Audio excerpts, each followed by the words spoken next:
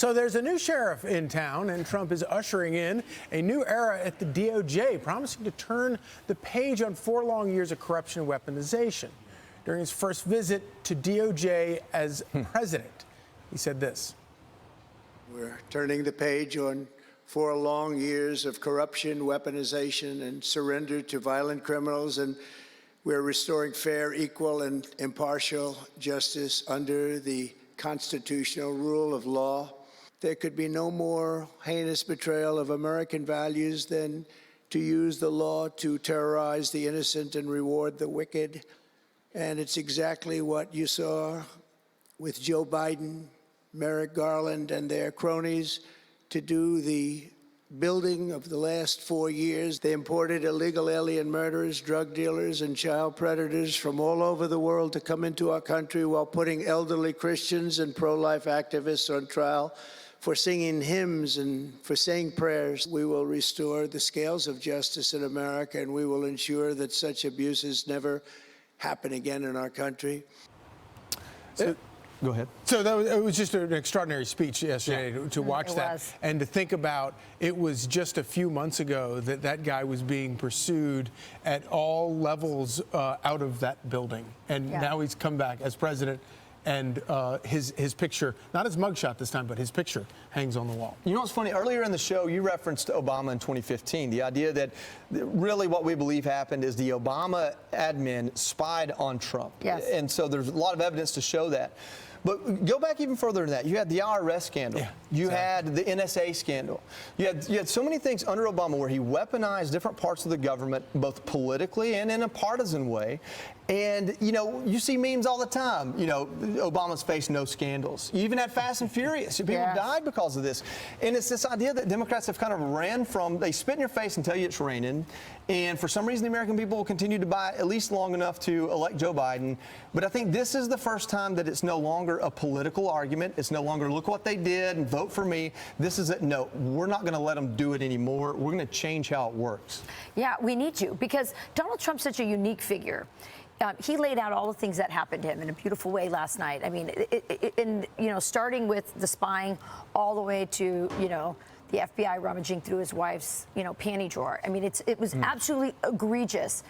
But he is a singular figure that could withstand the weight of this in a way that I think most can't. And I think this is good for democracy that he says we're going to change the system. I'm bringing in Kash Patel. I'm bringing in Dan Bongino, 2 of the people who understand how the justice system was weaponized more than anybody else. It's important because regular, normal people who aren't Donald Trump will go, I don't want to do this. I'm not going to run because I'm going to get crushed. Yeah. By the way, here's Alina Habba explaining, I think, in a really great way as well, that this was third world stuff. If you're a Hispanic American, you saw this stuff. If you're an immigrant here from Africa, you saw that stuff happening in your own country.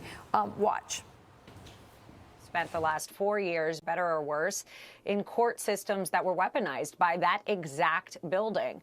Not just that building, by the way, also the White House in the last administration. So it was a very important message. It was something that was very meaningful to him, to the American people. We no longer want a justice system off taxpayer dollars that hits people that they can't fight fair and square because of their political sides, because of their views. We are going to fix this. We are not going to allow anybody to do this to any Americans again.